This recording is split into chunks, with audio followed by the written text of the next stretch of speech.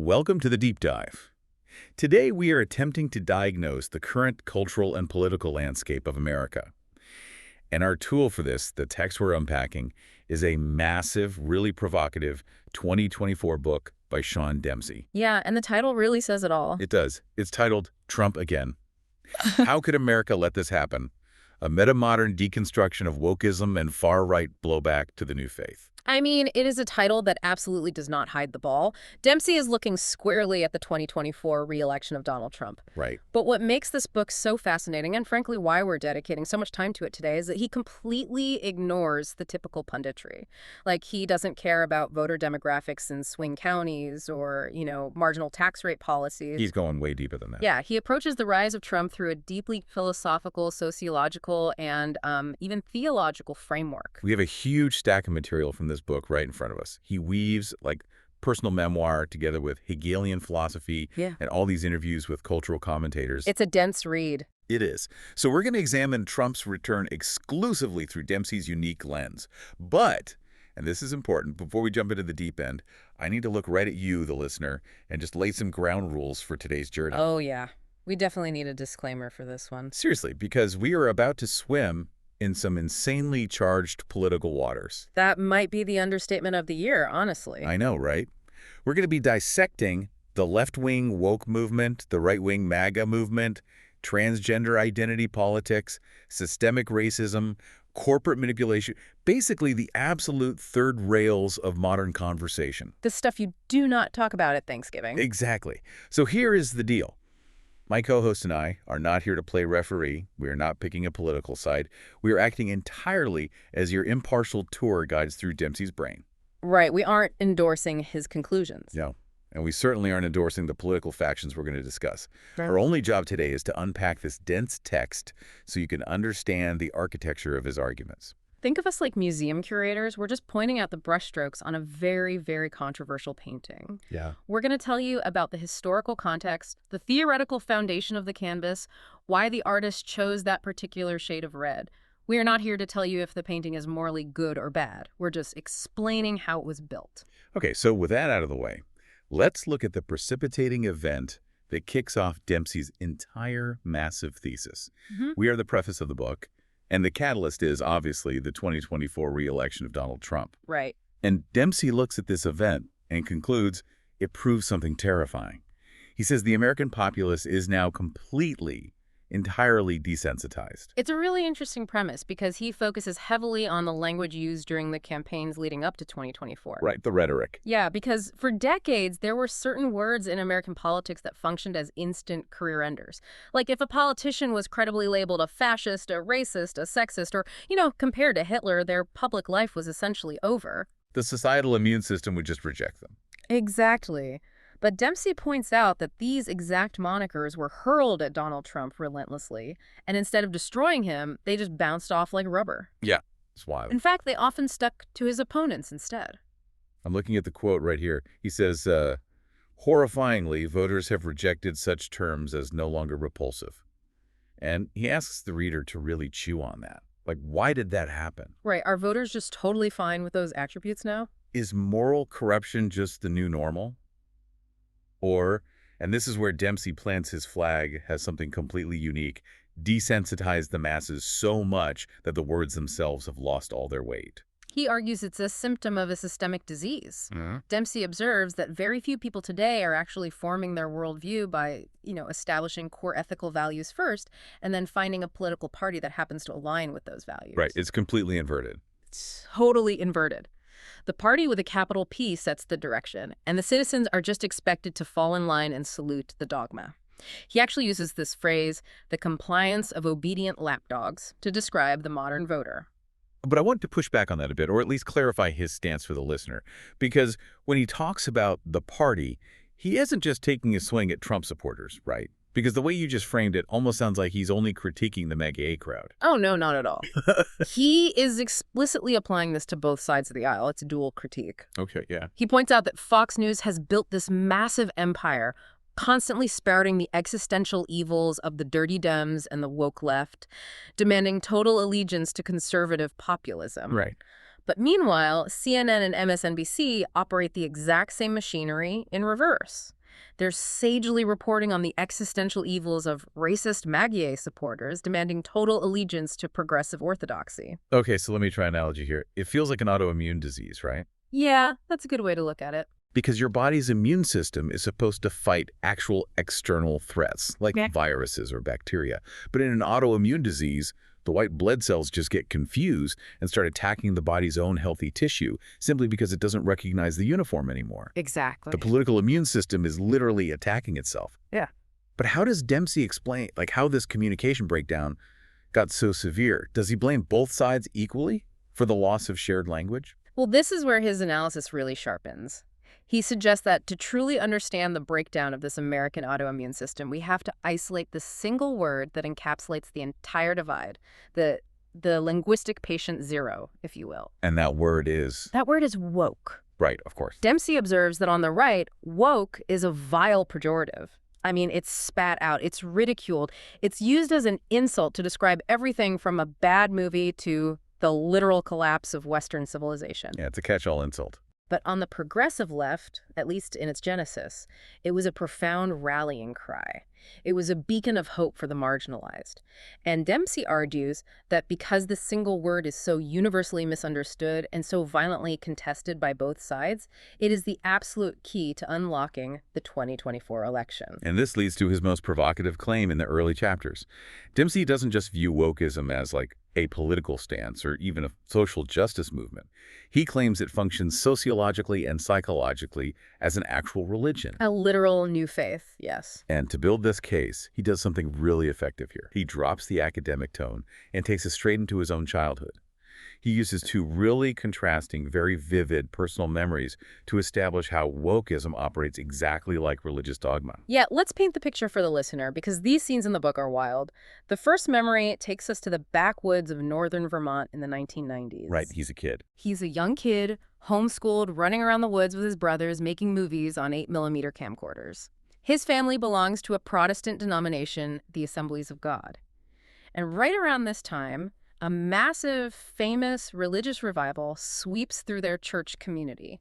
It's known historically as the Toronto Blessing. Right. And for listeners who might not be familiar, the Toronto Blessing was a very real, very intense Pentecostal phenomenon in the 90s. It wasn't just about, singing hymns and praying quietly. No, it was physical. Extremely physical. It was characterized by ecstatic, uncontrollable manifestations. People genuinely believed the Holy Spirit was physically overtaking their bodies. Dempsey's description of this puts you right in the room. He describes walking into this packed, sweaty church service. The music is just deafening. And they actually have designated church deacons whose entire job is to act as people movers. Yeah, literal people movers. Literally dragging unconscious bodies out of the aisle so people don't trip over them. People are violently twitching, shaking, speaking in tongues. He says it looked like a battlefield, just bodies dropping everywhere. Wow. He specifically recalls looking down at a woman face down in the rough pile carpet, totally motionless. And as a kid, he just wondered if she had figured out a clever way to take a nap during church. That's such a kid reaction, too. But the crucial part of this memory isn't just the spectacle, right? It's Dempsey's internal reaction to it. Yeah. Because amidst all this chaotic fervor, young Dempsey steps forward to the altar to receive his blessing. He wants to feel it. He is totally open to the experience. Right, he's ready for it. Yeah. A pastor comes over, places a heavy hand on his forehead, and absolutely nothing happens. Nothing. Dempsey doesn't feel the Holy Spirit. He doesn't fall down. His legs don't buckle. He just stands there totally sober while everyone around him is weeping and screaming in this ecstatic rapture. And he writes about this intense feeling of alienation. Yeah, he felt broken. He felt broken because he lacked the pure, blind, performative faith that everyone else seemed to possess so effortlessly. He was the outcast because he couldn't fake the twitch. Now, Dempsey asks the reader to hold on to that specific feeling of isolation because he fast-forwards several years to his time in college. He's working as a resident advisor and RA in the dorms, and he is sitting through a mandatory diversity and inclusion training session. This is the second memory, and the contrast is what really makes the book's pieces click into place. He's in this sterile classroom, right? And they are learning about systemic oppression. They're being taught the privilege pyramid. Yeah, standard RA stuff. Right. He's learning that capitalism is inherently a framework of oppression and that his mere existence as a white, straight, cisgender male places him at the absolute peak of this oppressive hierarchy. And it is vital to note his attitude here. Dempsey says he found these concepts deeply compelling. He wasn't resisting it. No, he believed in the goal of the training. He felt the material was compassionate and righteous. Just like at the church altar, he was a willing, eager participant. Until the open Q&A session. Man, the Q&A. Yeah, so the lecturer was discussing how the standard color of Band-Aids, that sort of peach Caucasian skin tone, is a symptom of insidious white supremacy. And a student in the back raises his hand and asks what Dempsey characterizes as a totally logical, data-driven question. Right. The student basically says, hey, since there are significantly more white people in the U.S. population, couldn't the production of peach Band-Aids just be a matter of demographics and resource allocation by a profit-driven corporation rather than, intentional systemic racism? And the reaction to that question is the entire crux of Dempsey's argument. How does the lecturer respond? Does he engage with the data? Does he debate the logic of corporate supply chains? No. He explodes. The lecturer essentially uses the student as a living, breathing example of white supremacy in action. He accuses the student of weaponizing white logic to silence the lived experiences of marginalized people, and he formally expels the student from the class. Dempsey describes watching this kid silently pack up his backpack and walk out the door, looking just utterly humiliated. And in that moment, Dempsey has a massive epiphany. He realizes that this diversity training is functioning identically to the Pentecostal revival of his childhood. That is his synthesis right there. In both environments, asking rational questions or failing to exhibit the exact, precise outward manifestation of pure, unquestioning belief led to immediate ostracization. Yeah, it's the exact same mechanism. Exactly. At the church revival, young Dempsey was the outcast for not speaking in tongues and falling down. In the college classroom, the student was the heretic for asking a statistical question in the face of dogmatic zealotry. Dempsey realizes that wokeism has transcended political philosophy. It has become a rigid faith structure. It has its own concept of original sin, its own high priests, its own heretics, and its own mechanisms for excommunication. I mean, I get the comparison to a church revival, the groupthink, the zealotry, but calling it an actual religion feels like a massive stretch to me. Doesn't a religion fundamentally require, a god? How does Dempsey justify calling a secular political movement a faith? That's the exact question he anticipates, and he answers it by pulling in Friedrich Nietzsche, specifically Nietzsche's famous 19th century declaration, "God is dead, and we have killed him." Okay, unpack that for us, because usually when people quote "God is dead," they think it's this triumphant atheist victory lap, right? Right, but Nietzsche was actually terrified by it. He was warning us. Dempsey builds on this to argue that humanity is currently suffering from a catastrophic meaning crisis. A meaning crisis. Yeah. For thousands of years, human beings relied on religious faith to orient themselves. It dictated their morality, their community structures, their daily habits. It gave their suffering a purpose. Right. But as the Enlightenment, the scientific revolution, and modernity pushed traditional deities out of the public square, it left a massive, gaping void in the human psyche. Because we are biologically hardwired for meaning. We need a narrative to explain why we are here. Exactly. We have a psychological, almost chemical need for a belief structure. And when society abandoned traditional religion, we didn't just suddenly become hyper-rational, logical beings floating in a sea of pure science. We couldn't handle the void. Yeah. So we built a new idol. Oh, I see where this is going. Dempsey compares it to the biblical story of the Israelites in the desert. Moses goes up Mount Sinai for too long, the people get anxious, they feel abandoned, and because they desperately need a physical manifestation of their faith to worship right now, they melt down their gold jewelry and build a golden calf. Wow. Okay, so wokeism is the new golden calf.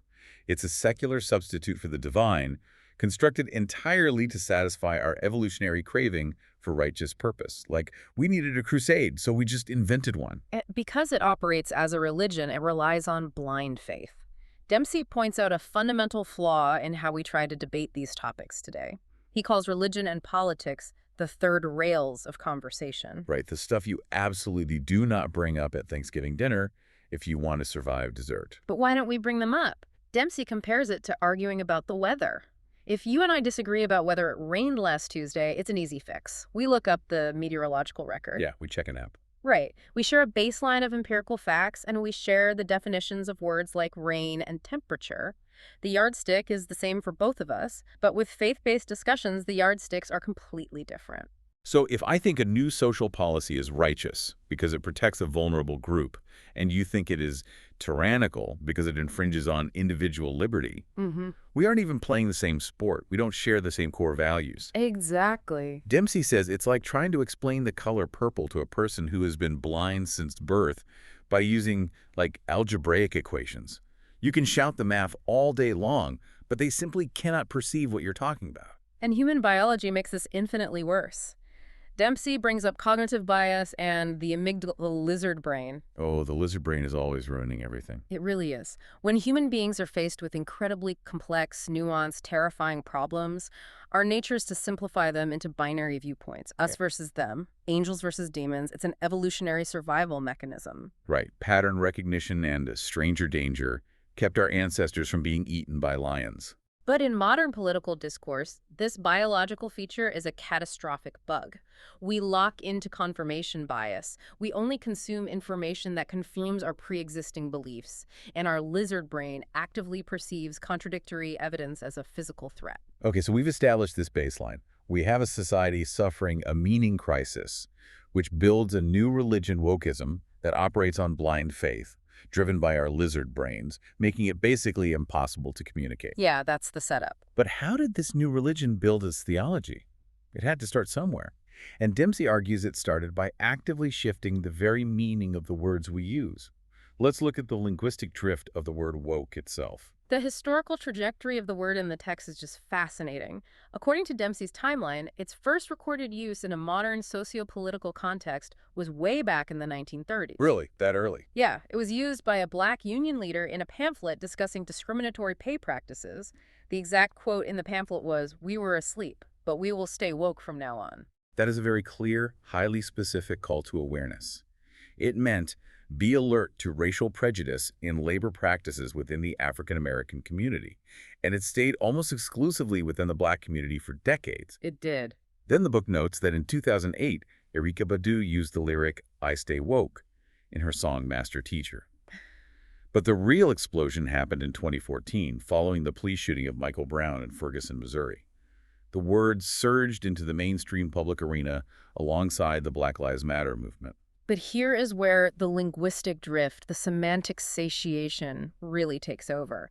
As the word entered the mainstream progressive lexicon, it buckled under the immense weight of identity politics. It just couldn't hold it all. No, it went from a very targeted call to stay awake to specific black discrimination, and it became a totally diluted catch-all term for absolutely anything involving inclusivity, anti-discrimination, or progressive social justice. Just to illustrate how broad it got, Dempsey lists out what the word eventually came to encompass by quoting the journalist Perry Bacon Jr. This list is staggering. It really is. Bacon notes that woke came to mean a rejection of American exceptionalism, the belief that the U.S. was never a true democracy, the demand for slavery reparations, the push to defund the police, the belief that women suffer systemic sexism, the fight for transgender rights, and a sweeping critique of global capitalism. Yeah. That is an impossible amount of ideological weight to put on 4 letters. And Dempsey argues that the progressive left essentially destroyed the word's utility. They appropriated it so broadly that it became completely meaningless. It morphed into a shotgun term used to give instant activist credence to any cause whatsoever. Which brings us to George Orwell. Dempsey channels Orwell's 1984, specifically the concept that if thought corrupts language, language can also corrupt thought. This is a vital part of the deconstruction. Dempsey argues that the woke movement actively engages in an Orwellian corruption of language through what linguists call a euphemism treadmill.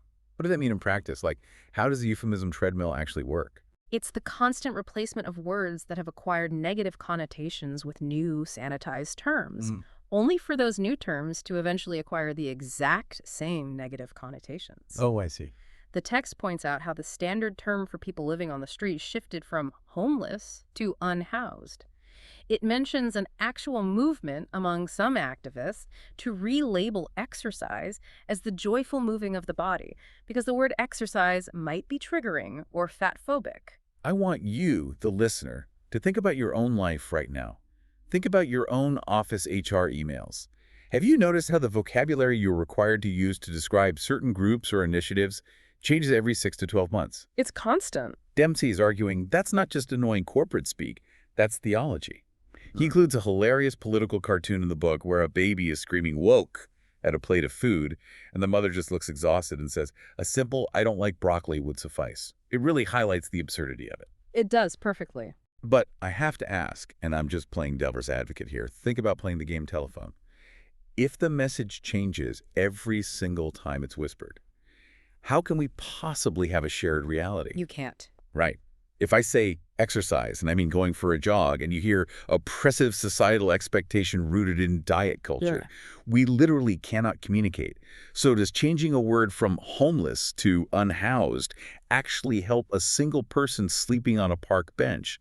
Or does it just create an exclusionary club of elite, educated people who know the right vocabulary? Dempsey is definitive on this. Yeah. It is absolutely the That latter. He says these constant language changes do nothing to alter material reality. Instead, they create deep ideological divides and deeply alienate the working class.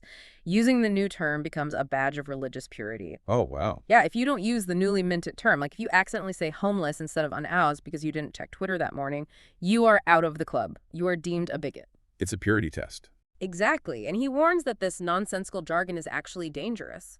For example, he notes that if a medical doctor uses highly politicized woke jargon during a checkup, a conservative patient might completely dismiss their actual life-saving medical advice, writing it off as the woke mind virus. So we have a total breakdown in shared language, driven by this new religious fervor. But this hyper-focus on language, this obsession with deconstructing words and finding hidden oppression in standard terminology, it didn't just happen by accident in a vacuum, right? Where does this actually come from? Dempsey argues it is the hallmark of a very specific academic era in human philosophy. To understand wokeism, we have to talk about Hegelian dialectics and postmodernism. Okay, I'm going to need you to ELI 5 this, explain like I'm 35. Yeah. Because when you throw around terms like Hegelian dialectics, my eyes just start to glaze over. Let's break this down slowly. Fair enough, yeah. To analyze wokeism, Dempsey asks us to step back and look at the macro-level cultural epochs of human history. He divides Western history into 4 eras: pre-modernity, modernity, postmodernism, and the emerging metamodernism. All right, let's take them one by one. Pre-modernity. Pre-modernity is essentially everything before the 15th century. It's agrarian societies, low technology, incredibly strong local community ties. And most importantly, the worldview is deeply rooted in religious authority, myth, and tradition. Truth comes from God or the king. Got it. God and king. Then comes modernity. Modernity starts around the Enlightenment, the scientific revolution, the age of exploration. Modernity is characterized by rationalism, the scientific method, industrialization, and the profound belief in absolute objective truths. Facts. Modernity sought to build, to classify, to categorize the world based on empirical, physical evidence. It believed that through science and reason, we could build a perfect utopia. But obviously we didn't build a utopia. No, we didn't. We built mustard gas, the atomic bomb, and the Holocaust. World War I and World War II shattered the illusion that science and reason inherently lead to moral progress. And out of that profound disillusionment, we hit postmodernism. And this is where the wheels come off the bus. Completely off the bus. Postmodernism, which really gained immense traction in the mid to late 20th century in French universities, is fundamentally deconstructive. It doesn't want to build anything. It seeks only to critique. Yeah. It is inherently skeptical of the grand narratives of modernity. It rejects absolute truth. Postmodernism argues that what we call truth or science is actually just subjective, constructed by social, cultural, and political forces to maintain power. So it's addition through subtraction. The entire goal of postmodernism is to slaughter sacred cows, to look at absolutely everything: art, science, language through the lens of power dynamics and oppression. Yes. And Dempsey asserts that wokeism isn't just influenced by postmodernism, it is the ultimate archetype of it. It is the physical manifestation of this deconstructive philosophy operating in our current culture. Which finally brings us to Hegelian dialectics. I'm still waiting for the ELI 5 on this one. Okay. Georg Wilhelm Friedrich Hegel was an 18th century philosopher who proposed a method of arriving at truth through a 3-step process of conflict. It goes thesis, antithesis, and synthesis. Okay, let me try to use the road trip analogy from Dempsey's text Yes. to make this relatable. Tell me if I'm getting this right. Go for it. Imagine human society is on a massive cross-country road trip.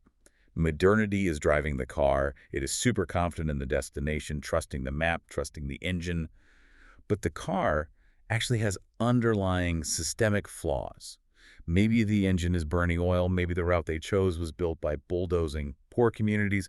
Modernity ignores the flaws and just keeps driving. Yes, exactly. Then postmodernism acts as the violent breakdown by the side of the road. The engine explodes, everyone gets out, they're screaming, they're kicking the tires, it feels awful. The road trip is completely ruined. That's chaos. But maybe having that violent breakdown is the only thing that forces you to finally open the hood, acknowledge the terrible flaws, and fix the engine. The fixed engine, the better car that finally gets back on the road with a new awareness that is the synthesis. That is metamodernism. That is a perfect way to conceptualize it. The thesis is the status quo. The antithesis is the violent rebellion against the status quo. The synthesis is the resolution that incorporates the best parts of both. Dempsey provides a very specific, highly contentious example to illustrate this dialectic in action today. Gender. Okay, let's walk through the gender dialectic. Yeah. Step 1, the thesis. Modernism.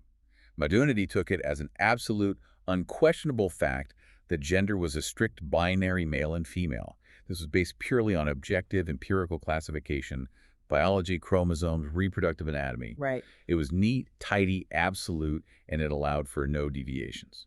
Step 2, the antithesis. Postmodernism, and specifically the woke movement. The woke movement violently clashed with the modernist thesis. Postmodernism argued that gender is entirely a social construct, completely disconnected from biology. It posited a fluid, infinite spectrum of identities, rejecting the biological binary entirely. This is the breakdown by the side of the road, the pendulum swinging wildly to the absolute opposite extreme. From biology is everything to biology means literally nothing. Exactly. And step 3 is Dempsey's hope for the future. The metamodern synthesis. Dempsey theorizes that a metamodern viewpoint will eventually emerge that integrates the truths of both extremes. So blending them. Yes, it will acknowledge the empirical, biological, medical realities of sex, the modernist truth, while simultaneously emphasizing radical empathy, inclusivity, and the subjective meaningfulness of individual identity journeys the postmodern awareness. A whole NAR that is greater than the sum of its parts. Yeah. But to get to that beautiful, nuanced synthesis, we are currently suffering through the agonizing, screaming breakdown of postmodernity on the side of the highway. We're still kicking the tires. Yeah, and one of the most agonizing parts of this breakdown is how postmodernism has chosen to categorize society. We need to talk about intersectionality and the hierarchy of oppression. This is a critical evolution in the woke framework.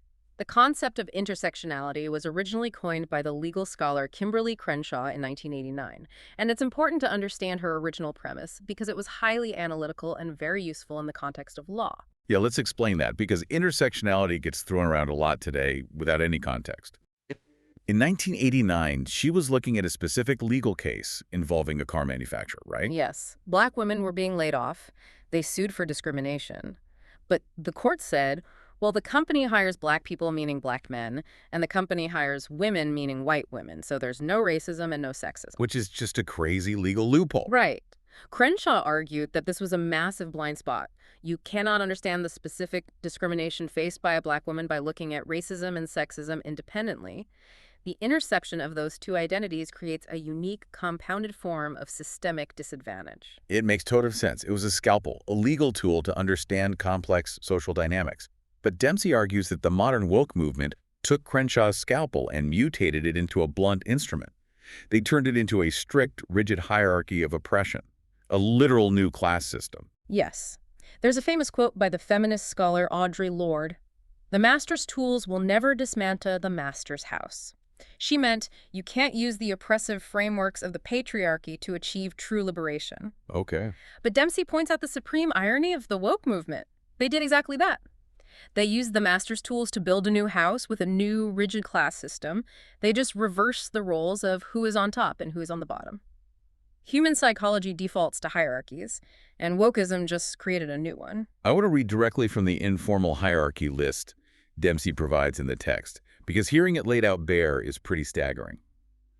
According to the woke cultural framework, this is the ranking of human value based on oppression, from most oppressed at the top to the baseline oppressors at the bottom. Go for it. Number 1, transgender and non-binary people, especially trans women of color. LGBTQ+, persons, Black and African Americans. indigenous peoples, Other people of color, like Hispanic or Asian individuals. women, People with disabilities. undocumented immigrants. Poor or working class people. Religious minorities. And sitting at the absolute bottom, serving as the baseline oppressor class whose voices matter least. Able-bodied, straight, white, cisgender men. What's truly fascinating and tragic about this ranking is the immense internal tension it creates among the very groups it claims to protect. Dempsey notes that this hierarchy inevitably pits marginalized groups against each other in a battle for resources and cultural cachet. Give me an example of that. How does that play out? He points to vocal complaints from within the Black Lives Matter movement. There are activists who argue that the specific, urgent life-or-death struggles of Black men, such as disproportionate police brutality and mass incarceration, are being actively sidelined by progressive advocacy groups and left-leaning media. Sidelined for what? For transgender advocacy, simply because transgender individuals rank higher on the oppression hierarchy. The struggles of a Black man are deemed less urgent than the struggles of a white trans person, based entirely on this rigid mathematical formula of oppression. It sounds like a tragic game of societal top trumps. You know that card game? Yeah. You hold up your card, and whoever has the highest stat wins the hand. In this new religion, you hold up your identity cards, and whoever has the most systemic disadvantages wins the argument. Your voice only counts based on your rank in the hierarchy, not the merit of your actual ideas or your personal character. That's the mechanism. Does Dempsey think there's a way out of this ranking system? He does, ultimately, through that metamodern synthesis we discussed. But before he gets there, he illustrates just how damaging this hierarchy has been, particularly regarding the issue of race. He makes a very bold claim. This hyper-focus on identity has completely reversed the goals of the civil rights movement. This brings us to what he calls the racism reversal. To explore this, Dempsey contrasts two major, very famous voices in this space. Robin DiAngelo, the author of the massive bestseller White Fragility, and John McWhorter, a Black linguist and the author of Woke Racism. Let's start with DiAngelo, because her work is the bedrock of the modern woke framework on race. Dempsey frames her essentially as the lead theologian for the new religion. Right. Her core premise in White Fragility is that white racism is inescapable. It is an ambient system of power and privilege that all white people are socialized into from birth, regardless of their personal intentions, their friendships, or their conscious beliefs. So, tying it back to religion, it's the new original sin. It's Calvinist total depravity. Precisely. And just like original sin in medieval religious traditions, you can never truly cure yourself of it. DiAngelo argues that white people must constantly embrace discomfort. They must constantly interrogate their own complicity in white supremacy. Wow, so there's no way out. There is no finish line. There is no absolution. There is only perpetual, exhausting penance. And then on the other side of the ring, Dempsey brings in John McWhorter. McWhorter argues that this woke ideology, as preached by DiAngelo, is deeply destructive to the very people it claims to help. He says it infantilizes Black Americans. Yeah, he's very critical of it. He argues it assumes they are perpetually, fundamentally victimized and weak, and that they require white people to undergo some sort of massive psychosocial reprogramming in order for Black people to succeed in life. McWhorter explicitly calls this form of anti-racism a new religion. He argues that it actually damages Black communities by setting up minority students for failure, teaching them that the system is so rigged against them that effort is futile. That's so damaging. And by passing harmful performative policies that don't address root economic issues. Dempsey uses this sharp contrast to make a profound point about cultural regression. I want you, the listener, to pause and think about Martin Luther King Jr.'s 1963 "I Have a Dream" speech. We all know the line.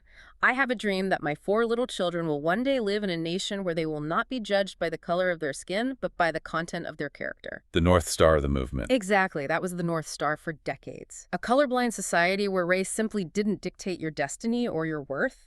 But Dempsey claims the woke movement has consciously, deliberately abandoned MLK's dream. He argues that instead of trying to ameliorate divides and move past race, postmodern society, fueled by its woke, spiritual fervor, chooses to pour gasoline on the flames of racial tension. It's doing the opposite. Yeah, it hyper-focuses on what separates us. It demands that we return to judging absolutely everyone primarily by the color of their skin and their position on the intersectional hierarchy. To back this up, Dempsey points to Gallup polling data. He notes that from roughly 2001 to 2014, race relations in the U.S. were generally seen positively by the majority of Americans across demographics. Right. Things were trending up. But right after 2015, mirroring the exact timeline of the rise of mainstream wokeism and aggressive identity politics, that perception absolutely plummeted. He argues the movement hasn't fixed racism, it has actively magnified racial polarization. And this internal fracturing, this obsession with identity categories, isn't limited to race. It has deeply, perhaps fatally complicated the feminist and LGBTQIA+ movements as well.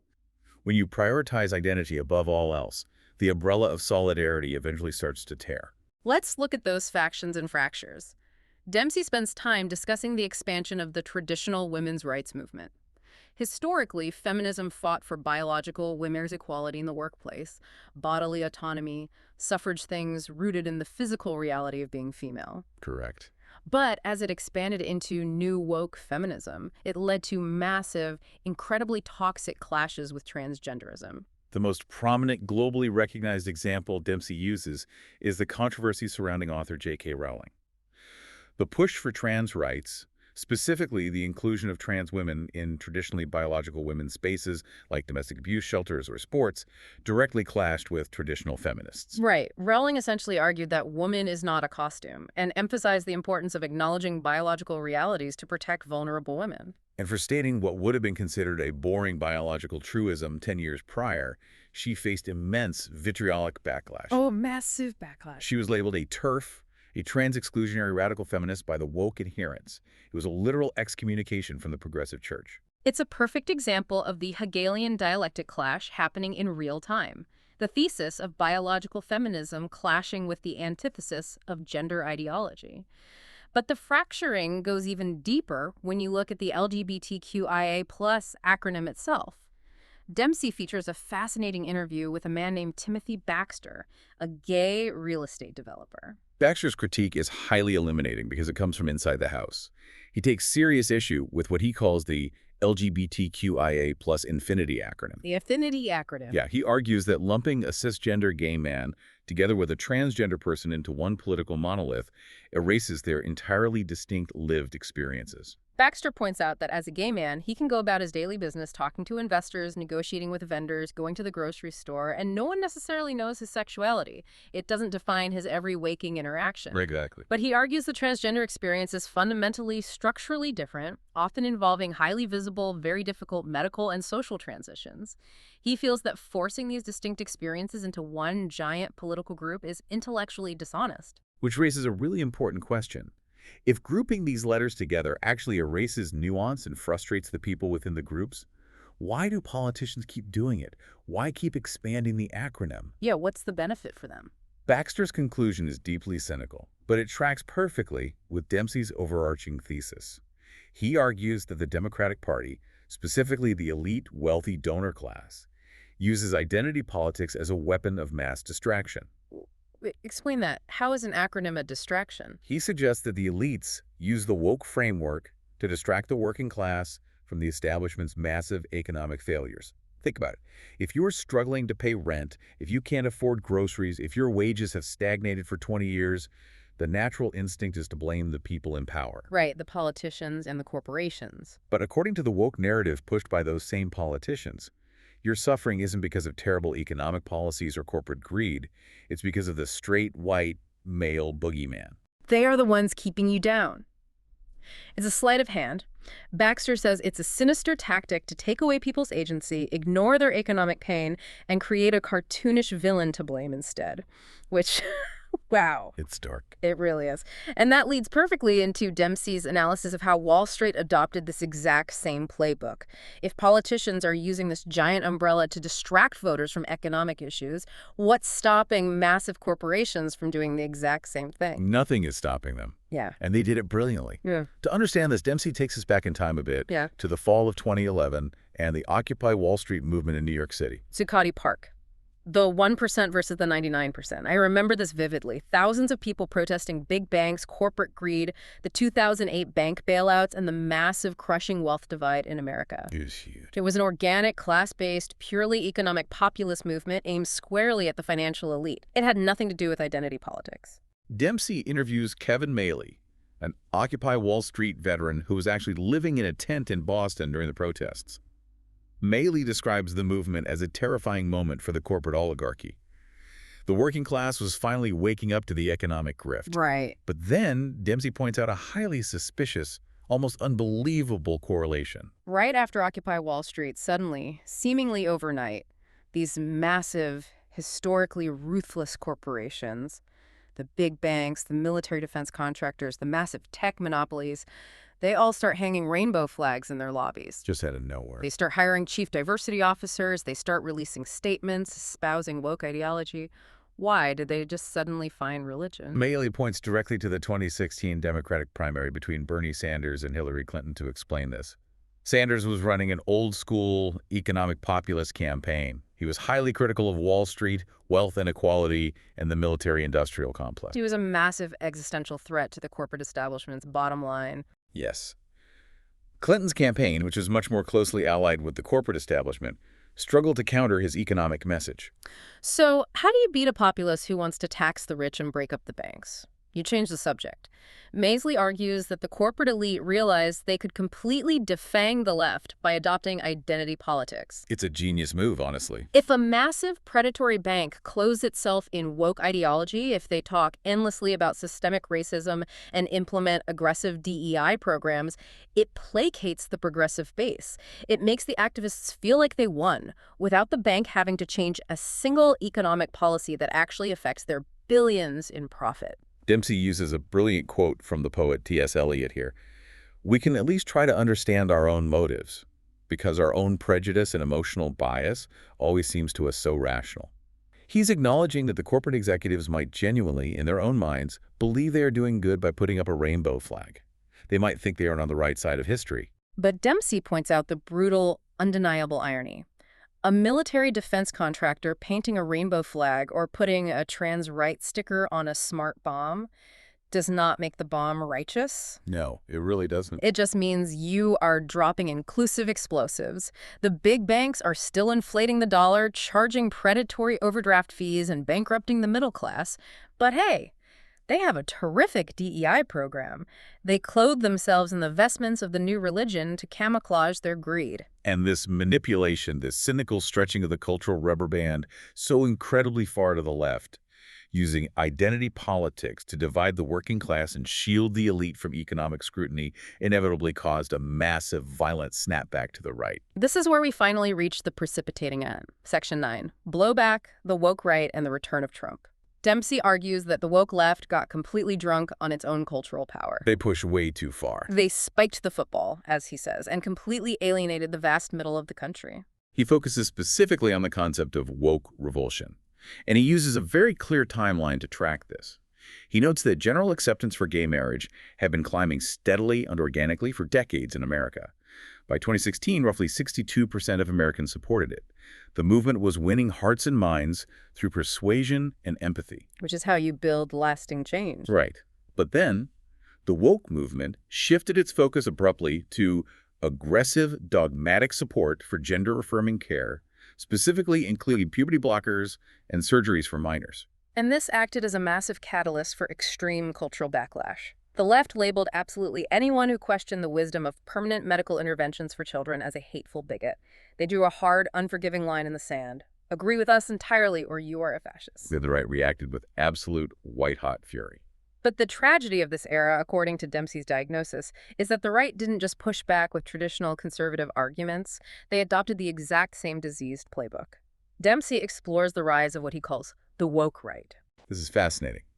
He quotes the comedian Bill Maher, pointing out how the right now weaponizes victimhood and identity politics just as aggressively as the left. Right. Maher notes how right-wing figures will now claim someone isn't a real Jew or a real Christian if they vote Democrat, demanding the exact same kind of ideological purity and tribal loyalty that the left demands. It's eye for an eye politics. The woke right now uses cancel culture, boycotts of corporations like Bud Light or Target, and rigid ideological purity tests. They've completely abandoned traditional conservative principles of rugged individualism in favor of group identity and grievance politics. The immune system is fully attacking itself. So what does this all mean? We arrive at Dempsey's ultimate Central conclusion regarding the 2024 election. Yeah. Donald Trump did not win simply because half the country is fundamentally racist or sexist. Yeah. Dempsey argues Trump won because he is the physical, living manifestation of the counter-reaction to the Church of Wokeism. The religious zealotry of the left, the Orwellian language policing, the cynical corporate manipulation, the rigid, exhausting hierarchies of oppression, all of that created the populist monster on the right. The woke movement, in its absolute crusade to eradicate all injustice by force, became so dogmatic, so humorless, and so alienating that it fueled the miraculous resurgence of the exact political figure they despised the most. Trump is the blowback. He is the antithesis reacting to the thesis. So with both sides locked in a bitter, absurd holy war, fighting over their respective golden idols and demanding blind lapdog compliance, is there any hope for the future? Are we just doomed to swing back and forth until the car crashes? There is hope, and it brings us to the final resolution of the book, the Metamodern synthesis. Dempsey interviews his brother, Brendan Dempsey, who is a philosopher specializing in a field called developmental structuralism. Brendan offers a really comforting framework, actually. He looks at macro-cultural evolution the same way a psychologist looks at human development. If pre-modernity was our societal childhood, where we were totally reliant on parent figures, myths, and tradition to tell us what to do, and modernity was our teenage years, where we focused on building, classifying, and rebelling through science and reason, then postmodernism is the violent, rebellious, hormonal phase of puberty. It is messy, it is inherently deconstructive, it is deeply cynical, and it wants to tear down everything its parents built. But Brendan argues it's a necessary breakdown. Puberty forces a person or a society to reflect on itself, to become aware of hidden power structures, marginalization, and its own flaws. So if we are currently in the throes of cultural puberty, breaking out in political acne, screaming at our parents, and slamming the bedroom door, how do we grow up? How do we become adults? We achieve metamodernism. Brendan argues that we are finally starting to see the emergence of a paradigm that takes postmodernism itself as an object of critique. We are recognizing that wokeism is just a reductive, oversimplified, toy version of critical theory. The adult phase. Yes. The metamodern future involves integrating the constructive optimism and empirical, scientific realities of modernity with the critical awareness, nuance, and empathy of postmodernity. What does that look like in practice? It means moving away from monochromatic, thought-terminating cliches like woke or MAGA. It means refusing to use jargon. It means returning to nuanced, complex language. It means accepting that race and history deeply matter without making them the only things that matter. It means acknowledging hard biological realities while still fundamentally respecting and protecting individual identity journeys. Brendan is optimistic because he sees people outside the extreme fringes of social media finally finding new ways to talk about these issues. They are recognizing the developmental codes at play, and they are seeking synthesis rather than total destruction. Okay, let's take a breath and recap this massive journey we just went on. We started by looking at a country suffering a profound crisis of meaning, desperate for purpose after the death of traditional grand narratives. Right. We watched the creation of a new secular religion, wokeism, complete with blind faith, original sin, and excommunication. We saw that religion mutate language through the euphemism treadmill and create rigid, intersectional hierarchies of oppression. The top trumps game. Exactly. We saw massive corporations cynically manipulate that religion to protect their wealth and divide the working class. We witnessed the aggressive overreach of that movement cause a massive populist blowback, resulting in the woke right and the historic reelection of Donald Trump. And finally, we explored the philosophical hope for a metamodern synthesis, a cultural growing up. It is a sweeping, comprehensive, and deeply challenging diagnosis of a divided era. Dempsey's framework demands that we step back from the daily, exhausting outrage of cable news and look at the underlying structural, philosophical forces driving our behavior. And that brings me to a final thought I want to leave directly with you, the listener. Something to mull over as you navigate this crazy political landscape in your own life. Building on Dempsey's thesis about our desperate need for meaning, what happens when both the woke left and the MAGA right finally collapse under the weight of their own massive contradictions? It's bound to happen. If Dempsey is right, and the human soul is completely desperate to build a golden calf to cure its meaning crisis, and if metamodernism is truly the next step in our cultural evolution, what will our next golden calf look like? What will we worship next? That is a profound question. Or just maybe, are we finally ready to smash the idols altogether? Remember that broken X-ray machine we talked about at the very beginning of the show? The one that can't diagnose our murky, complex reality anymore? Yeah. Maybe the metamodern era means we finally stop looking for a machine to give us a simple binary answer to complex human problems.